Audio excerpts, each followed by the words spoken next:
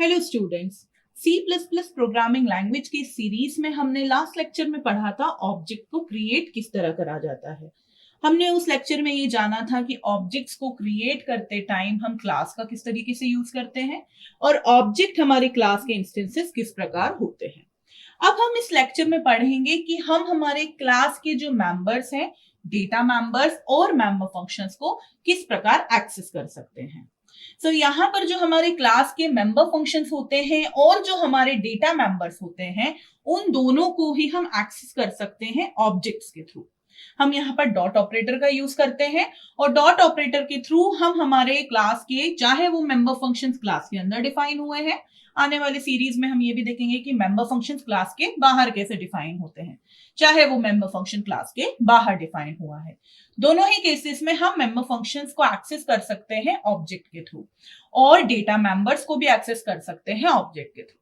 Until unless अगर हमारे class के जो डेटा मेंबर्स हैं और मेंबर फंक्शंस हैं प्राइवेटली एक्सेस मॉडिफाइड है, तो उस केस में हमें सोचना पड़ेगा कि हम किस प्रकार एक्सेस कर सकते हैं बाहर। बट अगर सभी पब्लिक एक्सेस मॉडिफाइड हैं, तो उस केस में हम हमारे मेंबर्स को जो क्लास के हैं उनको ऑब्जेक्ट्स के थ्रू बाहर एक्सेस कर सकते हैं। आने वाली सीरीज में हम ये भी जानेंगे कि पब्लिक, प्रोटेक्टेड और प्राइवेट एक्सेस मॉडिफायर्स आखिर क्या होते हैं और उनकी वजह से क्लास के मेंबर्स पर क्या इंपैक्ट आता है। यहाँ पर हम एग्जाम्पल के लिए एक क्लास ले रहे हैं और उस क्लास का नाम है रूम। यहाँ पर हमारी क्लास है, क्लास का नाम रख रहे हैं हम यहाँ पर रूम। इस क्लास के अंदर पब्लिक मॉडिफाइड कर रहे हैं हम, यहाँ पर बाय डिफॉल्ट प्राइवेट रहते हैं सब, पब्लिक मॉडिफाई कर रहे हैं। अब यहाँ पर हम कुछ डेटा मेंबर्स बना रहे हैं। डेटा मेंबर्स कौन से बना रहे हैं? पहला डेटा मेंबर हम बनाएंगे लेंथ के लिए, जो कि हमारे रूम की लेंथ होगी। दूसरा डेटा मेंबर हम बना रहे हैं ब्रेथ के लिए। तीसरा डेटा मेंबर हम बना रहे हैं हमारे हाइट के लिए, रूम की जो हाइट होगी। अब यहां पर हम दो मेंबर फंक्शंस बना रहे हैं। पहला मेंबर फंक्शन हम बना रहे हैं एरिया के लिए, कैलकुलेट एरिया। एरिया आपकी जो मर्जी है आप नाम रख सकते हैं, क्योंकि यूजर डिफाइंड मेंबर फंक्शन है तो आपकी मर्जी, आप जो भी नाम रखें। अभी मैंने जैसे यहाँ पर एरिया नाम रखा है और ये क्योंकि रिटर्न कर रहा है फ्लोट टाइप की वैल्यू, तो यहां पे मैं लिख रही हूं return length into breadth into height.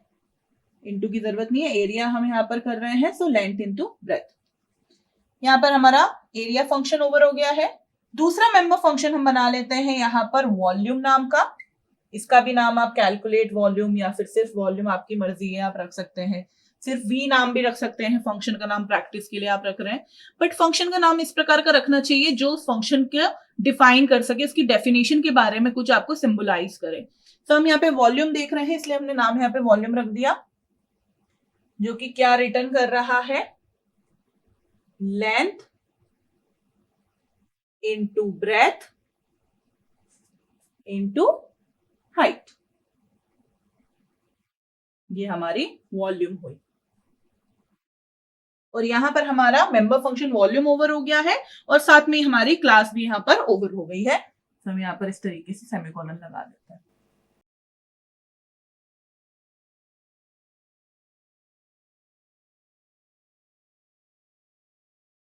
अब जो हमारा मेन फंक्शन है, उस मेन फंक्शन के अंदर हमें अगर इन मेंबर्स को, दैट मींस ये हमारे डेटा मेंबर्स और ये हमारे मेंबर फंक्शंस, अगर इनको हमें एक्सेस करना है क्लास के बाहर, या क्लास के बाहर हम किस प्रकार से मेंबर फंक्शंस को एक्सेस कर सकते हैं डेटा मेंबर्स को, तो हम यहाँ पर चाहे तो आप दूसरे फंक्शंस में भी कॉल कर सकते हैं या फिर आप मेन फंक्शन में भी कॉल कर सकते हैं जहां से हमारा प्रोग्राम स्टार्ट होगा।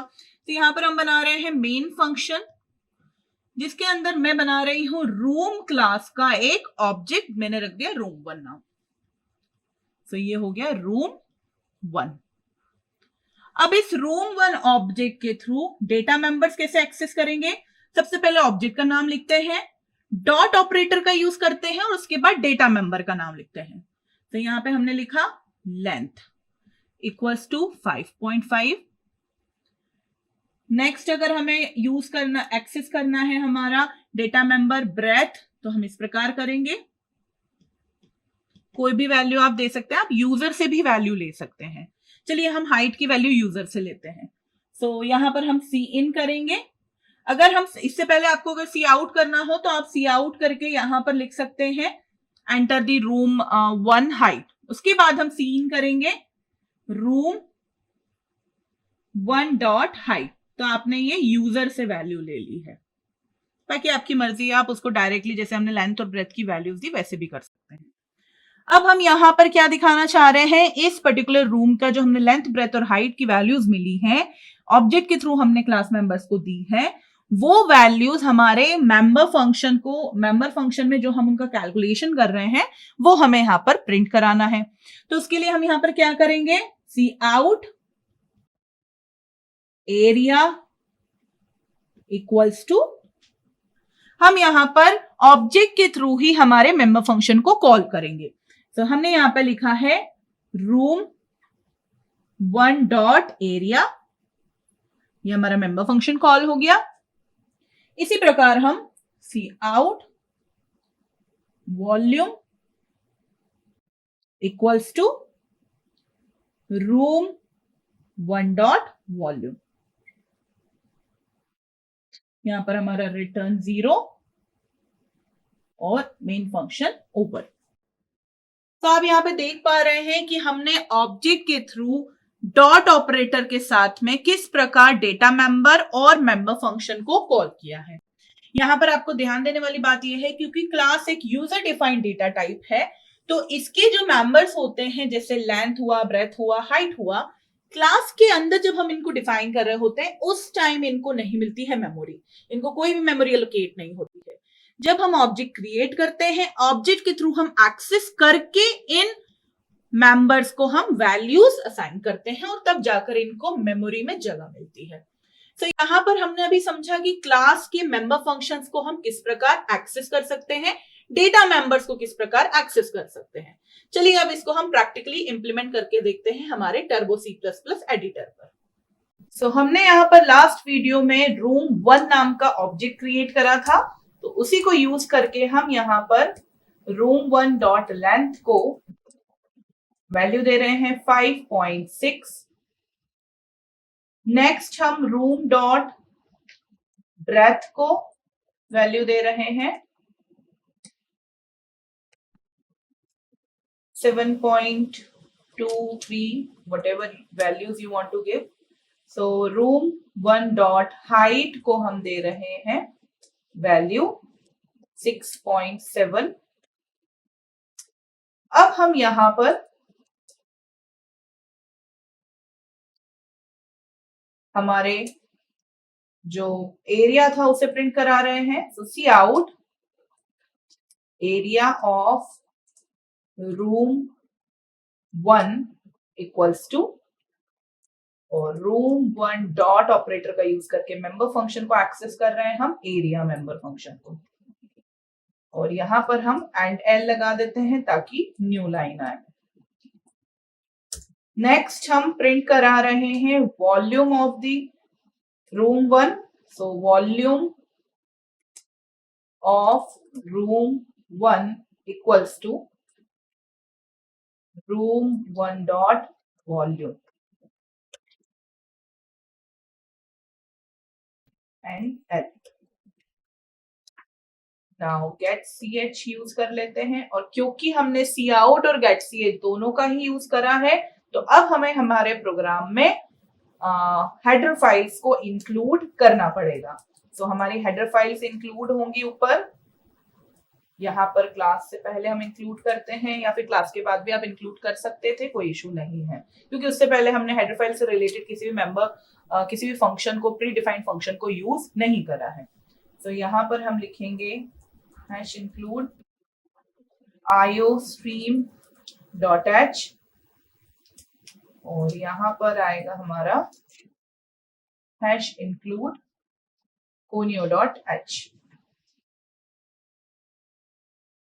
अब हम इसे सेव कर देते हैं और हम इसे कंपाइल करते हैं।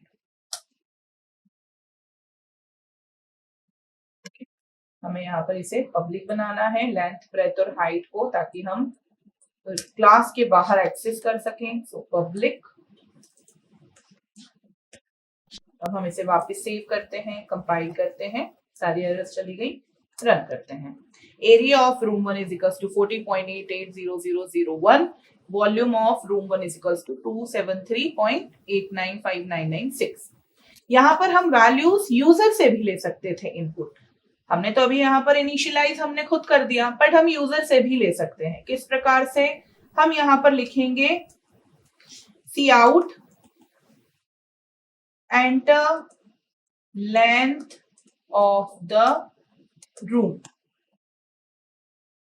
और हम यहाँ पर सी इन लगाएंगे, सी इन और रूम लेंथ को हम यूजर से एज इनपुट ले लेंगे। इसी प्रकार हम यूजर से इनपुट लेंगे हमारे लेंथ के बाद ब्रेथ और हाइट को। तो यहां पर हम यही सी आउट लगा देते हैं।